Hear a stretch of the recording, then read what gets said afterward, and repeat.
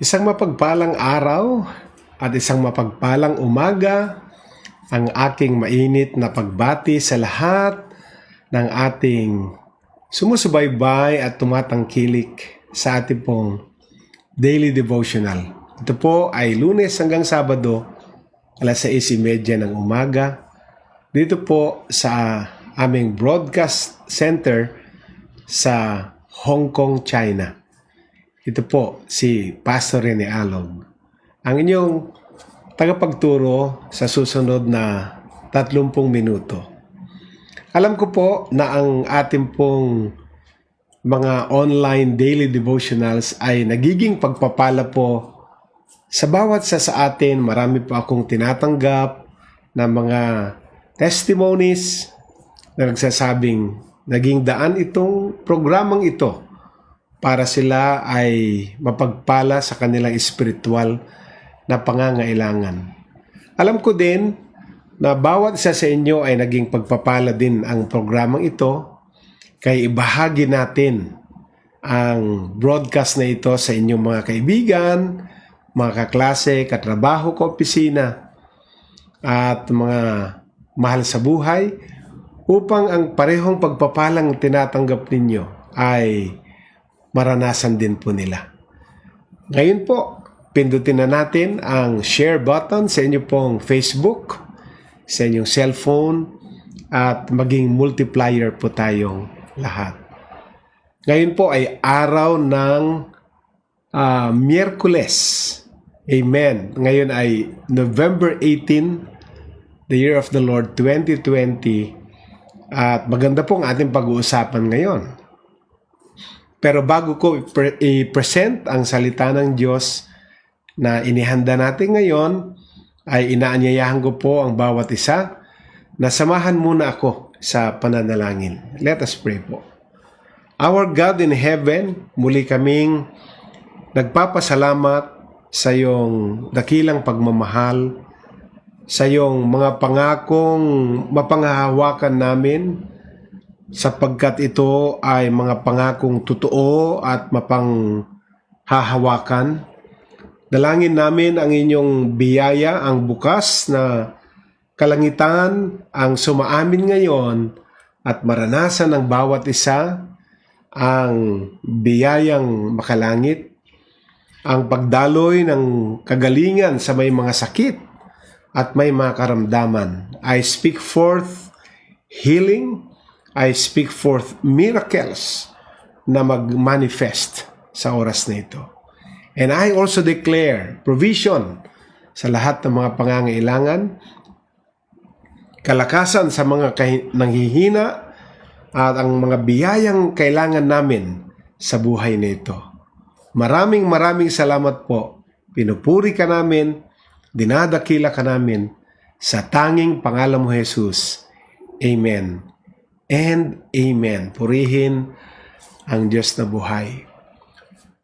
So sa mga ngayon lamang po pumasok sa ating program, kayo po ay nasa daily devotional na ginagawa natin tuwing 6:30 ng umaga dito po sa time zone dito sa Hong Kong, at binabati natin ang lahat ng mga followers natin all over the world. Ang topic po natin ay Protected by God. Protected by God. Yan po ang akin pong nais ituro sa susunod na 30 minuto. At sa topic na ito, nais nating iugnay ang ating key passage ngayong umaga, ang Psalm 125 verses 1 hanggang 5, at babasahin po natin sa New International Version Bible. Psalm 125 verse 1, a song of ascents. Those who trust in the Lord are like Mount Zion, which cannot be shaken, but endures forever. As the mountains surround Jerusalem, so the Lord surrounds his people, both now and forevermore. The scepter of the wicked will not remain over the land allocated to the righteous, for then the righteous might use their hands to do evil. Lord, do good to those who are good, to those who are upright in heart. But those who turn to crooked ways, the Lord will banish with the evildoers. Peace be on Israel. Yan po ang linalaman ng ating binasa. Psalm chapter 125 verses 1 to 5. Sino man ang nagtitiwala sa Panginoon ay katulad ng bundok Siyon na hindi matitinag at ito ay mananatili magpakailanman. So inihalin tulad po ang mga nagtitiwala sa Diyos sa tibay ng Mount Zion, na ang katangian ng Mount Zion ay which cannot be shaken but will endure forever. Katulad ng mga mountains, sabi niya, that surround Jerusalem, so the Lord surrounds His people both now and forevermore. Katulad ng mga bundok, kung pupunta kayo sa Jerusalem, napakarami po mga mountains na nakasurround sa Jerusalem. Parang ito ay proteksyon ng Jerusalem. Inihalin tulad po ng katulad ng Panginoon ay pinapaligiran din niya ang kanyang bayan ngayon at magpakailanman. So, pangako po ng Diyos yan. So, meron tayong protection na galing sa Diyos. The scepter of the wicked will not remain over the land allotted to the righteous, for then the righteous might use their hands to the evil. Kaya anong panalangin? Lord, do good to those who are good, to those who are upright in heart. Panginoon, gumawa ka ng mabuti sa mga gumagawa ng mabuti. Sa mga taong ang puso ay matuwid sa iyong paningin. Ngunit ang mga ngunit ang mga gumagawa ng likong daan, ang sabi, the Lord will vanish with the evildoers. Hindi sila makakaligtas sa paghahatol ng Panginoon. And peace be on Israel. Yan po ang laman ng verses 1 to 5. God has entered into a powerful covenant relationship with us, where He has provided that all our needs will be met. Yan po ang pakikipagtipan ng Diyos, at ito ay very powerful covenant relationship na ginawa ng Diyos sa atin, na ang linalaman ng covenant na ito ay para i-provide ang lahat ng pangangailangan natin, para katagpuin ang lahat ng pangangailangan natin. Kaya nga ang tawag ko rito ay powerful covenant relationship ng Diyos sa tao. He has made an everlasting covenant with us that cannot be broken and is forever sealed with the precious blood of Jesus our Lord. Amen? Gumawa po ang Panginoon, ang Diyos, ng isang pakikipagtipan, at ang tawag natin dito ay everlasting covenant, na hindi ito mawawasak na pakikipagtipan, hindi ito mapapawalang bisa na pakikipagtipan, sapagkat ang everlasting covenant na ito ay sinelyuhan ng banal na dugo ng ating Panginoong Jesus. And He has promises.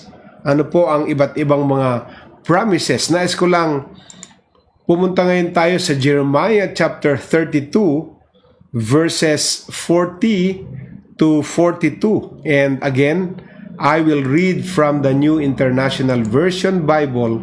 Ito po ang wika ng Jeremiah chapter 32. I will make an everlasting covenant with them. I will never stop doing good to them, and I will inspire them to fear me, so that they will never turn away from me. I will rejoice in doing them good, and will assuredly plant them in this land with all my heart and with all my soul. This is what the Lord says: as I have brought you all this great calamity on these people, so I will give them all the prosperity I have promised them. End of the Lord's promise.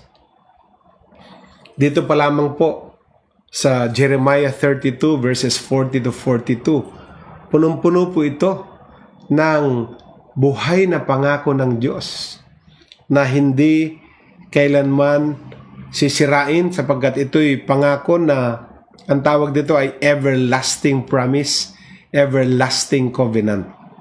And so, those who trust in the Lord are like Mount Zion, amen, which cannot be shaken but endures forever. As the mountains surround Jerusalem, so the Lord surrounds His people both now and forever. Yan po ang linalaman ng Psalm 125 verses 1 and 2. Ano pa po ang iba't ibang kasama sa pangako ng Diyos sa atin? Sa ating topic ngayon na protected by God, ano po ang una? Zechariah chapter 2 verse 5, ang promise po ay He has promised to be a wall of fire around us. Kung pupuntahan niyo po ang Zechariah chapter 2 verse 5, ang ipinangako ng Diyos, ako ang haliging apoy o ang pader na apoy na siyang nasa paligid ng aking bayan. Ibig sabihin, pag meron tayong wall of fire sa ating pong palibot, wala pong anumang enemy na maka-penetrate, sapagkat ang ating security ay nasa wall of fire. Ang ating depensa ay nasa wall of fire.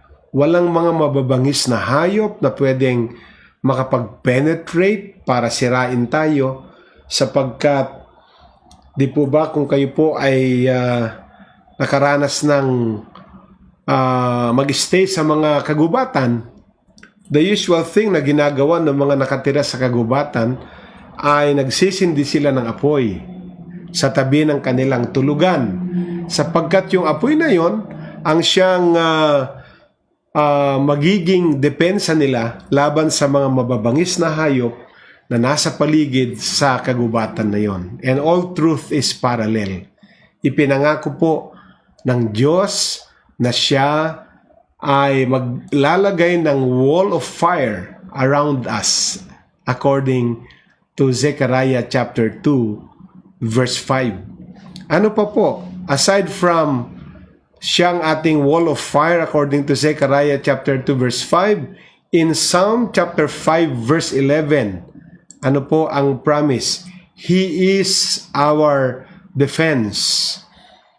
He is our defense. If you go to Psalm chapter 5 verse 11, ang pangako po niya, ako ang magdedepensa sa kanila. Kumbaga, wala tayong gagawin to defend ourselves against all these attacks, all these schemes and strategies of the enemy, because God Himself will defend us sa lahat ng accusations ng kalaban, sa lahat ng mga evil schemes, sa lahat ng mga evil strategies ng ating kaaway. He is our defense. Siya po ang magbabantay sa atin. Siya ang magdedepensa, magtutulong sa atin. Hallelujah. Amen. What else? Aside from siya ang wall of fire, siya ang ating defense, ang sumunod na pangako ng Diyos, He is our fortress. Based po sa Psalm 18 verse 2. Ang pangako po ng ating Diyos, kaya nga ang topic natin ay protected by God because He is our wall of fire, He is our defense, and itong pangatlo, He is our fortress. Siya po ang matibay na sandigan natin sa mga panahon na binabayo-bayo tayo ng mga spiritual calamities, binabayo tayo ng napakaraming mga challenges of the modern times, mga minamahal. Meron tayong matibay na sandigan, may matibay tayong kublian, mamaya po yung refuge, dito muna po ay sandigan, siya po ay matibay na muog, na fortress. Amen? According to Psalm 18 verse 2. Ano pa po ang pangako ng Diyos para masabi nating siya ang ating protector, siya ang nagpo-protect sa atin? Ang pang-apat po, He is our hiding place. He is our hiding place. Okay? Kanina fortress, pang-apat, according to Psalm 27 verses 5 to 6, He is our hiding place. Pag sinabing hiding place, alam niyo po, kapag meron pong mga panganib sa mga wild animals, panganib sa mga kalaban na mga hukbo, ang mga Israelita ay meron silang pinupuntahan na pinagtataguan at sa doon kung saan sila nagtatago ay nagiging safe sila. So, mismo ang Diyos, sabi niya, ako ang inyong hiding place para pong mga barkong naglalayag na kapag inabot sila ng unos, ng typhoon sa kanilang paglalayag, sila po ay tatabi at meron silang mga lugar na alam kaagad nila, mga mountainous na mga nasa tabi ng dagat kung saan doon magkukubli yung kanilang barko upang hindi sila masira. So, yun pong ibig sabihin na hiding place. And God is our hiding place. Siya mismo ang nag-offer, I am your hiding place. According to Psalm 27 verses 5 and 6. What else? He is our refuge. According to Psalm 91 verse 2. He is our refuge. Siya po ang matibay nating muog. Siya ang matibay nating sandalan. Siya ang matibay na protector natin. According to Psalm 91 verse 2. God is our refuge. Amen. Alam kong itong mga ito nararanasan natin sa buhay natin bilang mga mananampalataya. He is our refuge. Ang sumunod po ay He is our shield. He is our shield. According to Psalm chapter 5 verse 12, siya ang ating panangga. Kumbaga kahit anong pana, anong palaso ang pwedeng itya sa atin, ibato sa atin, meron tayong shield, may kalasag na sasangga sa lahat ng ibabato sa atin, sa lahat ng iitya ng kalaban sa atin, lahat ng accusation, lahat ng condemnation, lahat ng guilt feelings ay sasalagin nitong shield na ito At ang shield na ito ay ang ating Diyos mismo. I am your shield, sabi po ng Psalm chapter 5, verse 12. Do you have any idea what this means for you as a child of God? Sa dami po ng mga pangako ng Diyos, na mga binitawang pangako ng Diyos sa atin na kanyang mga anak, meron ba kayong idea kung ano ba talagang ibig sabihin natin bilang mga anak ng Diyos? May access tayo sa lahat ng ito na ipinangako ng Diyos sa kanyang bayan, ipinangako ng Diyos sa kanyang mga anak. God has given us salvation. Hallelujah! Ako ay recipient ng salvation. Nung tanggapin ko ang Panginoon Jesus, tinanggap ko ang kaligtasan. God has given me not only salvation, but God has given me healing. Hindi lamang po physical healing, kasama na dyan ang spiritual healing. Amen? God has given me spiritual riches in Christ Jesus. According to Ephesians chapter 1, tumanggap tayo ng mga spiritual riches, kayamanan na mga spiritual, mga kayamanan na hindi kayang abutin ng ating kaisipan. Amen? God has given us salvation, healing, and the spiritual riches in Christ Jesus. What else? He has promised to prosper the works of our hands. Di po ba? Ipinangako niya na pagpapalain niya ang gawa ng ating mga kamay. Kaya these hands are blessed hands. These hands are prosperous hands. Amen? These hands are miracle-working hands.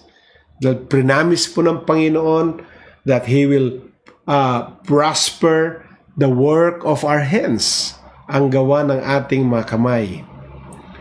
His blessings are upon all that you have. Ang blessings po ng Diyos ay nasa lahat ng meron ka. Blessings to your homes, to your houses, blessings to your land, sa inyong mga lupaing nabili, mga minana, may mga biyaya dyan, biyaya sa inyong mga sasakyan, biyaya sa inyong mga anak, biyaya sa lahat ng inyong mga pag-aari. Amen? His blessings are upon all that you have, your houses, lands, cars, children, all your possessions. Lord to God, naniniwala po ako sa mga pangako ng Diyos na may biyaya sa lahat ng ipinangako sa akin ng Diyos. God also has placed an invisible spiritual shield around you to protect you and shield you from all harm. Pinangako din ng Diyos yan na siya ay maglalagay ng tinatawag nating invisible spiritual shield. Hindi mo nakikita na mga nilagay ng Diyos to protect you, to protect us, around us. Amen? To protect us, to shield us from all harm, sa lahat ng pwedeng gawin ng kaaway, sa lahat ng gustong gawin ng kaaway laban sa atin.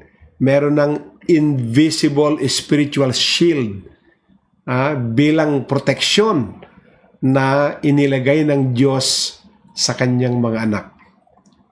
So, everywhere you go, kahit saan ka makarating, saan ka magtungo, out on the busy highways and freeways, maybe you are in an airplane, on the MTR, the LRT, or the subway, or you are at home, kahit saan po kayo, wherever you go, wherever you are shielded and you are protected by our Almighty God. Yan po ang everlasting covenant. Tayo ay protected by our Almighty Father, our Almighty God. At yan ang promise na panghahawakan ko. Yan ang pangakong panghahawakan natin. Kahit saan tayo magtungo at kahit nasaan tayo, maaring tayo ay nasa mga mataong mga lugar, o tayo ay naglalakbay, o tayo ay nasa train, nasa jeep, nasa taxi, nasa bus, o nasa inyong mga private cars, nasa inyong mga trabaho, nasa inyong mga bahay, makakasiguro po tayo, we are shielded and we are protected by our Almighty God. Hallelujah. Amen. We receive it. We take that promise. We receive that promise in the name of Jesus.